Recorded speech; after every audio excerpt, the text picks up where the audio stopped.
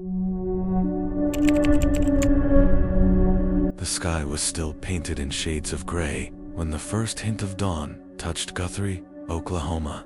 It was the kind of morning where the world felt safe.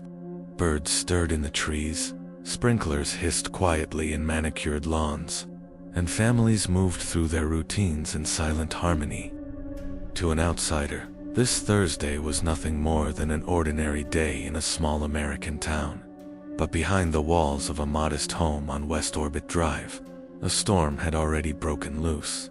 By sunrise, a father's life had been taken in an act so violent, so deeply personal, that even seasoned investigators would later admit it was unlike anything they had ever seen.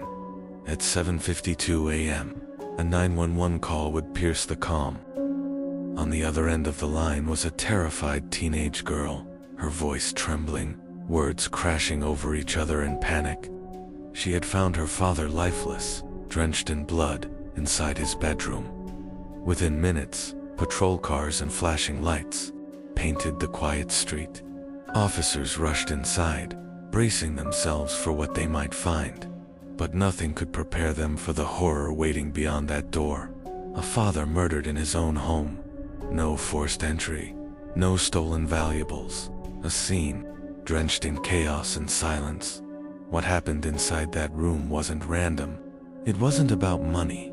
This was something far more chilling, a betrayal, a plan, a darkness that had been brewing under the surface for weeks, and at the center of it all was a 15-year-old girl. The clock read 7:52 a.m. when dispatchers at Logan County Emergency Services picked up a call that would haunt them long after the line went dead. On the other end, a teenage girl gasped into the receiver, her words frantic, tangled with sobs. "This is Callie. It's my dad. I think he's dead. There's blood everywhere." The girl's voice cracked, uneven, as if she couldn't quite believe what she was saying. Her breaths came in sharp bursts, and the operator had to repeat instructions just to cut through her panic. "Stay calm. Stay on the line. Tell me exactly what happened." But how could she? At just 15, Callie had stumbled into a nightmare that few adults could put into words. Her father, her protector, was lying motionless, his bedroom soaked in red. She told the operator she had woken up to a strangely quiet house. No smell of breakfast, no sound of the television murmuring in the living room, no footsteps from the man who always made sure she was up for school. That silence drew her toward his room, and when she pushed open the door, the world she knew shattered. Within minutes, the calm neighborhood was swarming with flashing lights. Patrol cars skidded to a stop along the curb, their sirens silenced, but their urgency unmistakable. Neighbors peered from their porches, whispering, watching as officers rushed through the doorway. Inside, the house was still. No intruder waiting, no signs of struggle beyond one room. But what they saw in that bedroom froze them where they stood. The bed was soaked through, the mattress dark with blood. Drops painted the walls, streaked the floors, and splattered across. The door frame the air carried the metallic sting of iron, thick and suffocating. And in the center of it all was Louis Fryer, a 50-year-old father who had fought desperately for his life, but hadn't survived the night. For the officers, the horror was immediate. But for Callie, sitting outside in the back of a patrol car, her face pale, her hands trembling, it was something else entirely. This wasn't just a crime scene. It was her home, her safe place, her father's bedroom. And with one phone call, that home had become the setting of a mystery. Who had slipped inside while the world slept? Who had turned an ordinary Thursday morning into tragedy? And why did it feel, even in those early moments, that the answers would be darker than anyone wanted to believe? When detectives stepped into the master bedroom at 402 West Orbit Drive, the first thing that struck them wasn't just the blood, it was the silence. A silence so heavy, it seemed to press against the walls. This was no quick act of violence. What they saw told the story of a man who had fought until his very last breath. Louis Fryer was found tangled in his sheets, attacked as he slept. Deep cuts across his neck, arms, and back told of a desperate fight. Blood covered the walls, the bed, the floor, signs of rage, not chance. The weapon was gone, but the empty slot in the kitchen knife rack revealed the truth. Detectives couldn't shake one haunting thought. His daughter slept just rooms away, yet never heard the struggle. No locks were broken, no windows forced. Whoever came in didn't need to break their way inside, they were expected. A faint smear of blood near the back door marked the killer's escape. Outside, Callie sat crying in a patrol car, looking every bit the devastated teenager. But even then, detectives felt a shadow of doubt. Something didn't add up. A home left untouched, valuables ignored. Only one thing missing: Lewis's car, and even that seemed less like a motive and more like a getaway. This wasn't the chaos of a robbery gone wrong. This was something colder, something closer to home, and as detectives glanced back at Callie, the weight of that possibility began to sink in. Before he became the subject of a crime scene report, Louis Fryer was a father, a friend, and a man, just trying to rebuild a life. At 55 years old, Louis had already endured his fair share of challenges. He had gone through a difficult divorce that left him bruised, but not broken. With custody of his daughter Callie, he did what many single fathers quietly do. He put his own needs aside and poured every ounce of himself into raising her. Neighbors often saw him mowing the lawn in the sticky Florida heat, sweat soaking through his shirt, or tinkering with his old truck in the driveway. He wasn't flashy, and he wasn't wealthy, but he was present. He showed up to parent-teacher conferences, tried to guide Callie through the turbulence of teenage years, and spoke often of wanting her to have a brighter future than he had.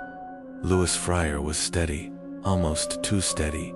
He wasn't loud, reckless, or the kind of man who went looking for fights. Life had hardened him just enough to value the little things: a hot meal at the table, a weekend fishing trip, a quiet smile as he waved at neighbors. That's why his death felt so chilling. He locked his doors, guarded his home, and lived with caution. Yet safety was stolen from him in the one place he should have been most secure, his own bed. Neighbors wept as they remembered his kindness.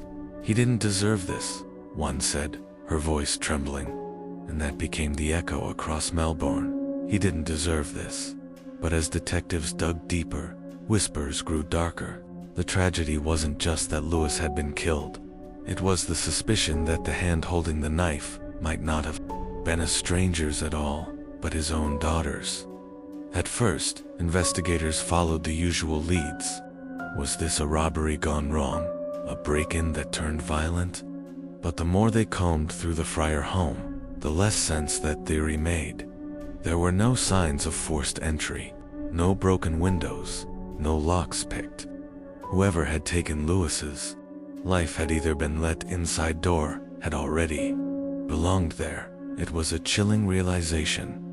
Detectives began retracing Louis's final hours, but the timeline left them with more questions than answers.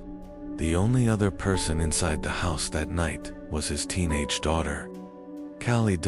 At just 17 years old, Callie had been the center of her father's world, but now she was becoming the center of something far darker: suspicion. When police first spoke with her, she appeared nervous, her voice shaky. She told them she had been in her bedroom, sleeping, when the attack happened. She claimed she heard nothing, saw nothing, until she discovered her father. But detectives had their doubts. The brutality of the crime suggested rage, something personal, intimate. This wasn't a clean, calculated act. It was messy, chaotic, drenched in emotion. And who had more access, more proximity, more motive than anyone else? His own daughter. For the community, the idea was unthinkable. A daughter turning on her father. It went against every bond of love, trust, and family. Yet for investigators, the evidence wasn't pointing to a stranger lurking in the shadows.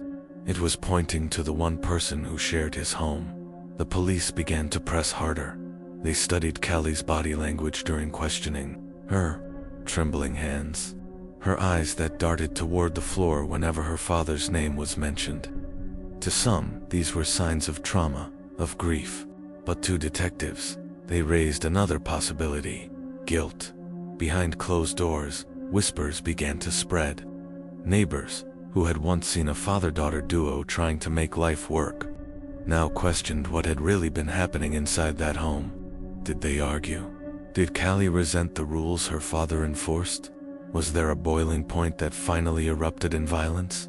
For Callie, the weight was crushing. Imagine being 17, losing the only parent you had left, and instead of being comforted, you find yourself being interrogated. Instead of being seen as a victim, you're seen as a suspect. Her tears, once thought to be grief, were now being dissected as performance. Her silence, once seen as shock, was reframed as secrecy. The story was shifting in the eyes of the public, from the tragic murder of a beloved father to the horrifying possibility that his daughter was hiding the truth. And so the spotlight grew hotter, brighter, and merciless. Callie Fryer was no longer just a grieving daughter. She was at the center of a storm that threatened to consume her entirely. The interrogation room was cold, sterile, almost suffocating.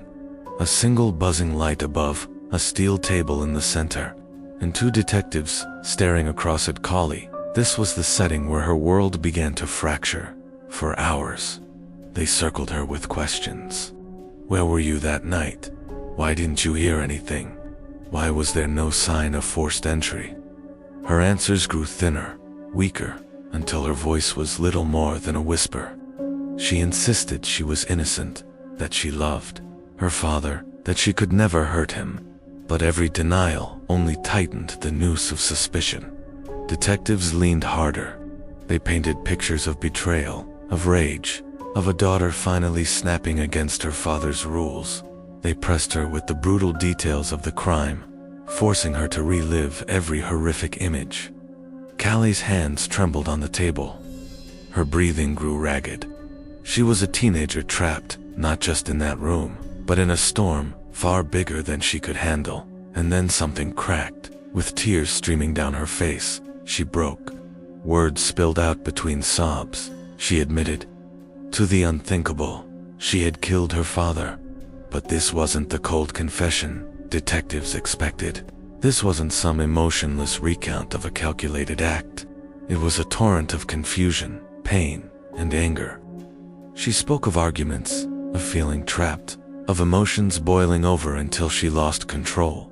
She painted herself as not a monster, but a daughter overwhelmed by a moment she couldn't take back. The detectives sat in stunned silence. The room that had moments before echoed with their voices was now heavy with the sound of Callie's sobs. It was the kind of confession that left no one feeling victorious. No one won in this room. A father was dead, a daughter's life was shattered, and a family line had been severed forever. When the confession tape ended, it was not met with satisfaction, but with silence. Even seasoned officers admitted later. They felt a chill. They had gotten the truth, but at what cost? Outside the station, the community reeled as the news spread. A girl they had seen growing up in their own neighborhood was now branded a killer. A bond that should have been sacred of father and daughter's love had ended in blood. For many, it was too much to process. How could a child destroy the very person who raised her? How could a daughter's hands carry out such violence? And for Callie, there was no turning back. The moment the words left her mouth, she ceased being only a victim. She became something else entirely in the eyes of the world. A killer.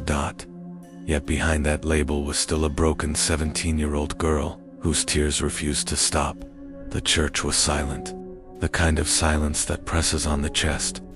At the front, a simple casket lay beneath flowers, holding a man remembered as stubborn, protective, and above all, a father. Friends and neighbors filled the pews, some crying openly, others too shocked to speak. His brother's voice broke as he said, everything he did for his daughter. But the daughter wasn't there. Callie, the reason for this gathering, sat in a cell instead of beside her father's grave. For many, her absence was more painful than her crime. When the casket was lowered into the earth, the sound of soil hitting wood echoed like a final judgment. With him went not only a life, but the hope and love he had carried for his only child. The courthouse in Guthrie was packed. Reporters scribbled notes, cameras clicked, and neighbors leaned forward in tense silence. Everyone wanted to know how a 15-year-old girl could plot her own father's death. Callie entered wearing a pale prison jumpsuit, chains rattling softly at her wrists and ankles. She looked smaller, fragile even, but her eyes carried the weight of someone who had seen too much darkness, too soon. The prosecutor painted her as cold and calculated. They described how she had begged her 16-year-old boyfriend to kill her father, offering stolen money as payment. Their words cut like knives, reminding the jury of the brutality that took place inside that quiet home. Then came the defense. They spoke of a broken girl, trapped in a storm of fear and anger, manipulated by a boy who convinced her violence was the only way out. They begged the court to see her not as a monster, but as a child lost. The jury watched her every move. Some moments, Callie wept, her shoulders trembling as if the weight of her choices had finally broken her. Other times, she sat stone-faced, staring into the distance, as though she wasn't really there at all. When her father's family spoke, the courtroom fell into heavy silence. He didn't deserve this, one relative said through tears. He only wanted to protect her. Their grief filled the air, heavy and unshakable. By the time the trial ended, no one saw just a teenage girl anymore. They saw a daughter who had turned against her father, a crime so shocking that the town itself would never forget. The question that lingered wasn't just whether she was guilty, but whether forgiveness was even possible. In the end, this wasn't just a crime. It was a tragedy of love, loss, and choices that can never be undone. A father buried too soon, a daughter left to face a lifetime of silence and regret, in a town forever haunted by the echoes of a single gunshot that shattered everything.